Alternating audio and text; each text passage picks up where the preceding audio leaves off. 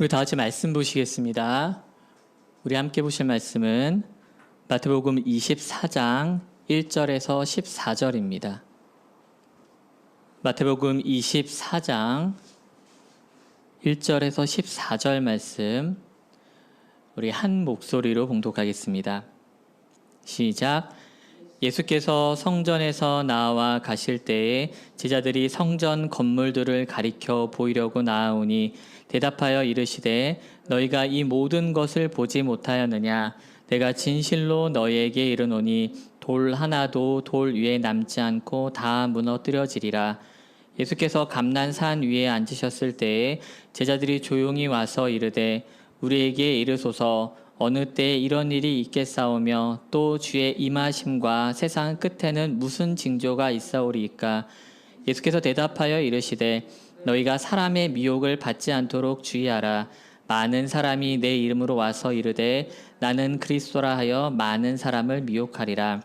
난리와 난리 소문을 듣겠으나 너희는 삼가 두려워하지 말라. 이런 일이 있어야 하되 아직 끝은 아니니라. 민족이 민족을 나라가 나라를 대적하여 일어나겠고 곳곳에 기근과 지진이 있으리니 이 모든 것은 재난의 시작이니라. 그때 사람들이 너희를 환난에 넘겨주겠으며 너희를 죽이리니 너희가 내 이름 때문에 모든 민족에게 미움을 받으리라. 그때 많은 사람이 실족하게 되어 서로 잡아주고 서로 미워하겠으며 거짓 선지자가 많이 일어나 많은 사람을 미혹하겠으며 불법이 성함으로 많은 사람의 사랑이 식어지리라. 그러나 끝까지 견디는 자는 구원을 얻으리라. 이 천국 복음이 모든 민족에게 증언되기 위하여 온 세상에 전파되리니 그제야 끝이 오리라. 아멘. 제가 어렸을 적에 초등학교 때로 기억을 하고 있는데 우리나라를 뒤흔드는 사이비 사건이 한 가지가 있었습니다. 당시 초등학교 6학년으로 기억하는데요. 그때 저에게도 아직도 잊혀지지 않는 날짜가 있습니다. 10월 28일. 아시는 분이 있을지도 모르겠어요. 10월 28일에 세상의 종말이 온다고 주장하는 단체인 다미 선교회 사건입니다. 1992년 10월 28일에 휴거가 일어날 것이기 때문에 다가올 미래를 준비하라는 뜻으로 앞글자를 따서 다미 선교회를 세우고 적극적인 포교 활동을 하기 시작했습니다. 당시 이 사건으로 많은 사람들이 현혹되어서 사회적으로 큰 혼란을 가지고 왔습니다. 재산을 팔아서 헌금을 하고 가출하여서 종말을 준비하는 사람들도 있었습니다. 사표를 내고 아예 교회로 들어가 휴거를 기다리는 사람들도 있었다고 합니다. 당시에 방송 매체와 사람들의 많은 시선이 이 10월 28일 자정에 쏠려 있었습니다. 다미 선교회의 신도들은 승천복이라고 하는 흰 옷을 입고 휴거를 준비했고 그보다 더 많은 사람들이 그 결과를 보려고 그 건물 주위로 몰려들었습니다. 결과는 잘 아시는 것처럼 아무 일도 일어나지 않았습니다. 그러니까 지금 저와 여러분이 이 자리에 있는 것이 아닐까 싶습니다. 저는 이 사건을 공포심을 무기로 삼는 어떤 종교의 극단적인 모습을 보여준 대표적인 모습이라고 생각을 합니다. 사람들에게 불안감을 심겨주고 또한 그것을 볼모 삼아서 어떤 교주나 특정 사람들의 어떤 그런 사람들의 이득을 챙기는 사이비의 전형을 우리는 여기서 볼 수 있습니다. 실제로 이 다미 선교회 수장이었던 이장님은 1992년 이 휴거서를 주장하고 사람들을 선동하면서도 막상 자기는 1993년도에 만기가 돌아오는 채권을 소유했다고 합니다. 우리가 이러한 생태와 이러한 사람들을 가리켜 종교라고 사실은 하지 않고 사입이라고 부르는 것은 말씀에 근거한 가르침이 있는 것이 아니라 자신들의 목적을 위해서 종교로 이용했기 때문입니다. 이 사입이라고 하는 말은요. 닮을 사자에 이을 말 이을 이 그리고 아니 비자를 씁니다. 그러니까 겉으로 보기에는 비슷한 듯한데 근본적으로는 완전히 다른 것이 바로 사입이라는 것입니다. 간단히 말해서 가짜라는 것이죠. 가짜는 그런데 언젠가는 정말 드러나게 되어 있습니다. 예수님께서도 이 거짓 선지자들의 미혹을 조심하라고 오늘 여러 차례 말씀하십니다. 오늘 우리가 읽긴 했지만은 다 읽지는 못했는데요. 마태복음 24장 전체가 이런 세상 끝날에 대한 경고의 말씀으로 이루어져 있습니다. 그래서 다 읽다 보면 굉장히 예수님의 말씀이 제게 마침 정말 그 다미성교회 사건이 일어나는 것처럼 어떤 두려움과 공포를 가져다 주기도 합니다. 어떤 사람들에게는요. 이 말씀을 그때 당시 옆에서 듣고 있었던 제자들 역시 예수님께서 예루살렘 성이 무너질 것이라는 그 예언을 통한 말씀을 들었을 적에 어쩌면은 제가 지금 느꼈던 또는 제 어렸을 때 느꼈던 그런 심정을 느끼지 않았나 싶습니다. 그렇기 때문에 제자들은 구체적으로 그럼 언제 그런 일이 일어나겠습니까? 라고 예수님께 조심스럽게 여쭤봅니다. 하지만 예수님은 이러한 말씀을 하신 이유가 그 목적이 사람들을 불안에 떨게 하거나 혹은 공포심을 주어서 어떤 자신의 소나기 안에 그 사람들을 잡으려고 했던 것은 아니었습니다. 도리어 사람들 마음 깊은 곳에 있었던 이 불안감을 도리어 해소하고 구원에 대한 확신을 심어주기 위해서 예수님께서는 오늘 말씀하시는 것입니다. 저도 바라기는 오늘 말씀을 통해서 오늘 저와 여러분 가운데 두려운 소동이 일어나는 것이 아니라 도리어 기대감이 생기길 원합니다. 주님이 임하시는 그날, 즉 세상의 끝날에 대한 올바른 기다림의 자세를 가지길 주님의 이름으로 축원합니다. 오늘 말씀을 잘 이해하기 위해서는요, 당시 좀 시대적인 분위기와 상황에 대한 이해가 좀 필요합니다. 오늘 말씀의 발단이 되는 예루살렘 성전이 무너질 것이라는 예언은 단순히 건물 하나가 무너지는 그런 이야기가 아닙니다. 예루살렘 성전은요, 처음 지어졌던 솔로몬 시대부터 포로기를 지나 신약 시대, 그 로마 시대에 있었던 이스라엘 사람들의 정신과 같은 그러한 건물이었습니다. 그러한 의미를 그들 삶 가운데 가지고 있었습니다. 그런 성전이 무너질 때 나라는 망했고, 그런 성전이 재건될 때 나라의 부흥을 기대할 수 있었습니다. 그런 상황에서 예수님은 예루살렘 성전 입성 이후에 예루살렘 성전에 대한 이스라엘 민족에 대한 부흥에 대한 말씀이 아니라 도리어 몰락에 대한 말씀을 하십니다. 마태복음 23장 37절과 38절 말씀입니다. 예루살렘아 예루살렘아 선지자들을 죽이고 내게 파송된 자들을 돌로 치는 자여 암탉이 그 새끼를 날개 아래 모음같이 내가 내 자녀를 모으려고 한 일이 몇 번이더냐. 그러나 너희가 원하지 아니하였도다. 보라 너희 집이 황폐하여 버려진 바 되리라. 계속해서 24장 2절 말씀입니다. 대답하여 이르시되 너희가 이 모든 것을 보지 못하였느냐. 내가 진실로 너희에게 이르노니 돌 하나도 돌 위에 남지 않고 무너뜨려지리라. 이 말씀을 들은 제자들 사이엔 큰 혼란이 일어납니다. 그리고 다른 사람들에게 떠벌리고 다니는 게 아니라 조용히 조심스럽게 예수님께 나와서 언제 이런 일이 일어나겠냐고 무슨 징조가 있을 것인지 조심스럽게 여쭈어봅니다. 예수님은 제자들에게 그때가 도달하기 전에 일어날 일에 대해서 오늘 말씀해 주십니다. 먼저 사람들의 미혹을 조심하라고 알려주십니다. 여기서 말하는 사람들은 구체적으로 거짓 그리스도입니다. 지금 우리도 겪고 있는 상황입니다. 한 신학교 우리나라 교수님의 말씀에 따르면은 우리나라에 자칭 하나님이라고 말하는 사람이 20명, 그리고 자기가 재림 예수라고 주장하는 사람이 50여 명 정도 된다고 합니다. 굉장히 많죠. 그래서 우스갯소리로 전 세계에서 인구 대비 그 예수가 가장 많은 나라가 우리나라라고 합니다. 예. 신약 시대에도 이런 일이 심심치 않게 일어났습니다. 사도행전 5장에 보게 되면요, 드다라고 하는 사람과 갈릴리 지역의 유다라고 하는 사람이 스스로 메시아를 자칭했다고 나옵니다. 그리고 예수님께서 계속 경고의 말씀을 하십니다. 난리와 난리 소문이 들려올 것이라고 말씀하십니다. 여기서 난리라고 하는 것은 구체적으로 전쟁을 말합니다. 전쟁에 대한 소식과 소문은 사실 내가 그 전쟁 속에 있지 않더라도 굉장한 언제 다가올지 모르는 그런 공포감을 줍니다. 사람들의 마음을 뒤흔드는 것이죠. 신약 시대에 보게 되면은 네로 황제가 당시에 죽은 이후에 로마의 1년 동안에 4번이나 황제가 바뀌는 그러한 굉장히 변혁의 시기를 맞게 됩니다. 1년에 4번이나 왕이 바뀐 지 얼마나 혼란스러웠을까요? 그리고 정치적 세력을 따르는 것에 따라서 얼마나 많은 전쟁과 분쟁이 있었겠습니까? 당시에는 여러 곳에서 이러한 반란과 전쟁이 계속되었다고 합니다. 또한 예수님께서는 민족이 민족을 그리고 나라가 나라를 대적하여 일어나면서 곳곳에 기근과 지진이 있을 것이라고 경고하십니다. 어떤 역사학자는 지난 300년간에요. 유럽 땅에서만 약 300번 정도의 전쟁이 있었다고 합니다. 그리고 잘 아시는 것처럼 여전히 전 세계는 이곳 저곳에서 전쟁으로 물들고 있습니다. 기근과 지진 역시 과거나 현재나 우리와 함께하고 있습니다. 몇 주 전에 제가 교회학교 설교를 하면서 그 폼페이라고 하는 로마 시대 때 번성했던 도시가 어떻게 멸망했는지를 영상으로 한번 보여준 적이 있었습니다.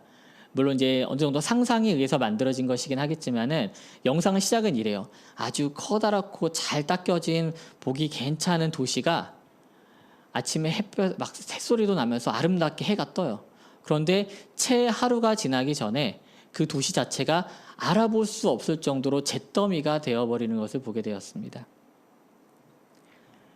물론 가상으로 만든 영상이었지만 아이들도 그것을 보면서 굉장히 이랬구나, 굉장히 어떤 불안감과 어떤 공포심을 느끼더라고요. 저 역시도 같이 보면서 그랬습니다.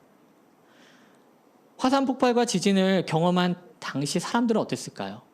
그리고 그 소식을 들었던 그 인근 지역의 사람들은 어땠을까요? 아마 굉장한 마음의 힘듦과 또한 언제 올지 모르는 종말이 정말 내 눈앞에서 이루어지고 있구나라는 것을 체감했을 것입니다. 그런데 이렇게 말씀해 주신 예수님께서 더 무섭게 말씀하신 것은 이 모든 것이 그저 재난의 시작일 것이라는 것입니다. 본문 8장에 보게 되면은 재난의 시작이라고 말을 했는데요. 새 번역 성경에 보게 되면은 이것을 진통의 시작으로 번역했습니다.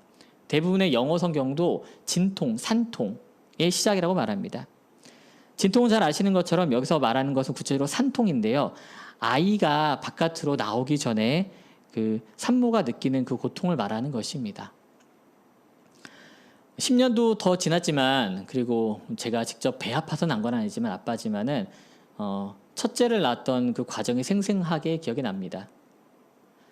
산통의 시작에 대해서 산부인과에서 여러 차례 이미 얘기를 들었습니다. 그리고 이미 아이를 먼저 출산하신 어떤 선배님들에게 얘기도 많이 들었죠. 어떻게 준비해야 된다. 어떻게 올 것이다. 나는 몇 시간을 산통을 했다. 어떻게 준비해라. 막 이런 말씀 많이 해주셨어요. 그런데도 막상 닥쳤을 적에 굉장히 정말 마음이 불안하고 어떻게 할 줄을 모르겠더라고요. 저희 같은 경우에는 이제 새벽에 진통이 시작이 됐거든요. 그래서 약간 낌새가 오니까 아내가 새벽에 이제 다니던 산부인과에 전화를 했어요. 그랬더니 산부인과에서 간호사 선생님이 몇 분간 진통이 오나 이렇게 물어보시더니 그 정도면 아침에 오셔도 괜찮을 것 같아요라고 말씀하시더라고요. 그래서는 잠을 잤겠습니까? 밤새 잠 못 자고 갈 준비에 분주하고 해가 뜨기만을 기다렸습니다. 그렇게 이제 병원을 갔는데 처음에는 좀 되게 여유로웠어요. 아직도 제가 그때 사진을 가지고 있고 생생하게 기억하는데 아내가 링거를 맞고 있는데도 굉장히 밝게 웃는 모습의 사진이 있어요. 근데 이제 본격적인 진통이 일어나기 시작 전이었죠. 그때는 아주 간헐적으로 왔을 때는 괜찮았거든요. 그런데 이게 이제 본격적으로 진통이 시작되니까 그 진짜 사람이 할 일이 아니더라고요. 아내가 너무 고통스러워하는데 옆에서 제가 해줄 수 있는 게 뭐가 있겠습니까? 마음 졸이면서 기도해주고 손잡아주고 같이 그 자리에 있었을 뿐인데도 그 고통이 너무나도 저에게 정말 전달이 되었습니다. 그런데 사실 더 무서운 것은 무엇이냐면은 정확하게 그 고통이 언제 끝날지 모른다는 것입니다. 진통의 시작을 통해서 그 시간이 임박했다는 건 알겠는데 정확히 몇 시 몇 분에 아이가 나올 것이라고 하는 그런 기대감이 없기 때문에 그저 고통 가운데 기다릴 수밖에 없다는 그것이 사실 사람을 더 힘들게 하는 것입니다. 거짓 선지자들이 활개치고 전쟁의 소식과 전 세계에 일어나는 기근과 지진 그런 것만으로도 너무 고통스러운데 그저 이런 것들이 본격적인 출산을 앞둔 진통의 시작과 같다는 그런 예수님의 말씀에 우리는 언제까지 이어질지 모르는 이 산고와 같은 시간을 지금도 우리는 지내고 있는지 모릅니다. 그리스도인들을 다른 말로 표현하면은 종말을 기다리는 사람들입니다. 우리는 예수님이 처음 우리 가운데 임마누엘로 오셨다는 것을 압니다. 그리고 또한 예수님께서는 다시 한번 우리 가운데 임하실 것을 기다리고 있습니다. 그러한 사람들이 바로 저와 여러분인 바로 그리스도인들입니다. 그런데 이 기간이, 이 기대의 시간이 우리의 기대보다 더 길어지고 언제 끝날지 모르는 이런 것들이 지속되는 시간 가운데 우리가 어느새 경계심이 풀어지게 됩니다. 그래서 정말 우리가 종말을 사는 그리스도인가 돌아봤을 적에 때때로는 그렇지 않는 나의 자신을 보게 됩니다. 내일을 생각하고 모레를 생각하고 내 손에 닥친 일들을 어떻게 해결해야 할 것인가는 그것에는 급급해하면서도 정말 우리가 종말에 오실 그 주님을 정말 기다리는 사람들인가라는 것을 다시 돌아보게 됩니다. 그런 우리에게 지난 몇 달간 지속되고 있는 이 코로나 바이러스를 통해서 주님이 우리에게 주시는 교훈과 목적이 있다고 저는 생각을 합니다. 코로나가 지배하는 요즘 우리의 삶에 많은 변화가 생겼습니다. 많은 사람들이 이제 코로나 이전 시대의 삶으로 돌아갈 수 없다고 말을 합니다. 밖에 나가기 전에 이제는 휴대폰이나 지갑보다는 마스크를 먼저 챙기는 것이 이상하지 않은 그런 일상이 되어버렸습니다. 코로나는 기독교에도 많은 변화의 물결을 가져왔음을 느낍니다. 예전에 어른들이나 TV 예배를 조금씩 그냥 쉬는 시간에 틀어서 보셨던 것을 저는 기억하는데 이제는 모든 교회가 실시간으로 온라인 예배를 드리고 그리고 온라인 예배로 교제하는 것이 익숙해져 버렸습니다. 성경 공부나 심지어 여름 성경 학교도 역시 실시간으로 대화하며 이루어지는 것을 우리가 목도하고 있습니다. 출판계는 그런데요, 도리어 이번 코로나 사태를 겪으면서 작년보다 책이 더 잘 팔린다고 합니다. 밖에 나가지 못하니까 자연스럽게 책 소비도 늘었고 특히 기독교계에도 이런 코로나와 관련된 책이 굉장히 잘 팔린다고 합니다. 여러 방면으로 현 사태를 분석하고 바라보는 가운데 기독교 역시 이런 신학적인 관점에서 지금의 이 코로나 사태를 진단하고 있습니다.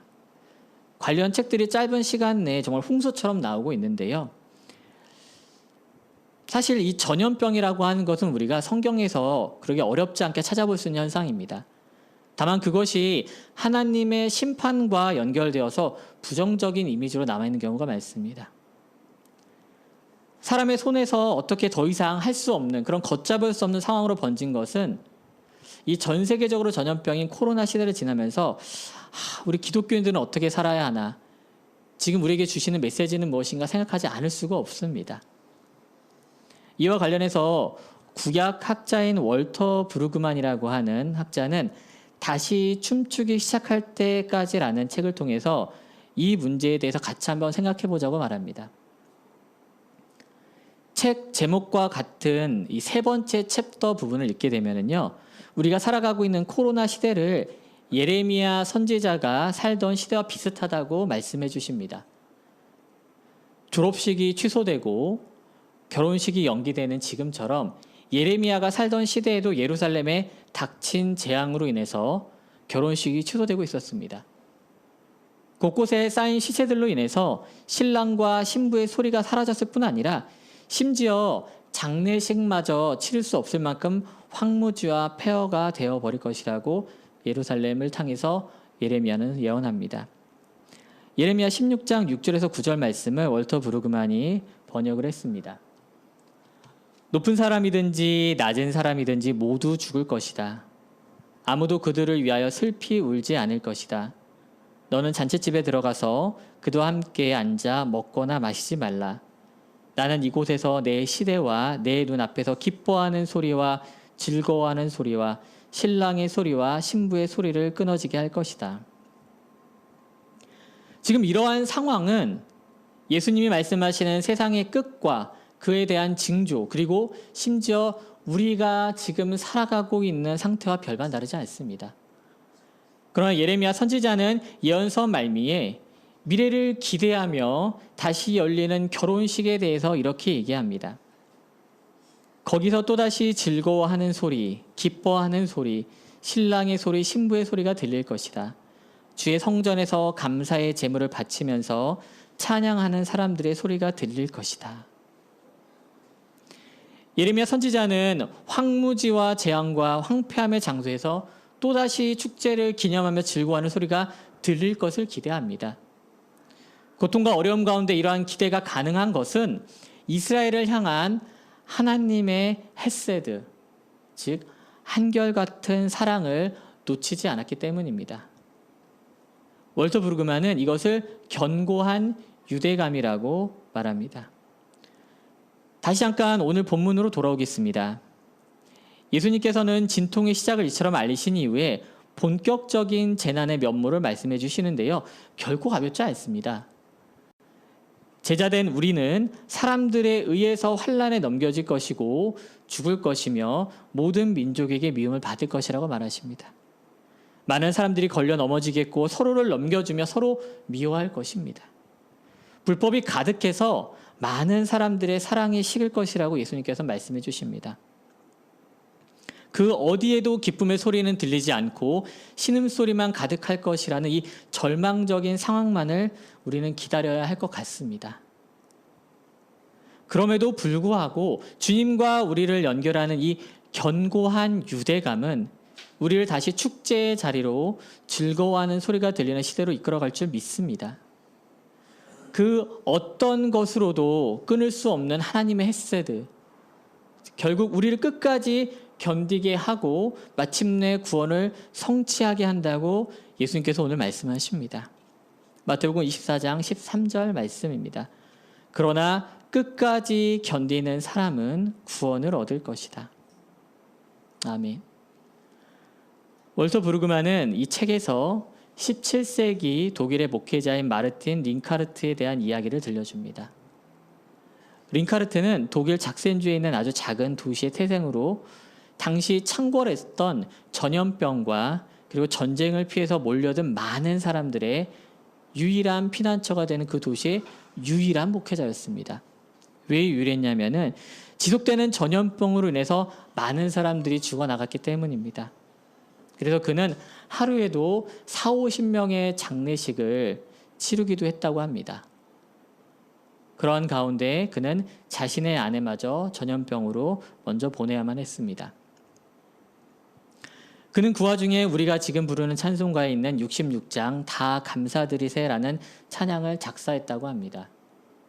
가족을 위한 식사기도로 만들어진 것이 지금의 찬송가가 되었다고 합니다.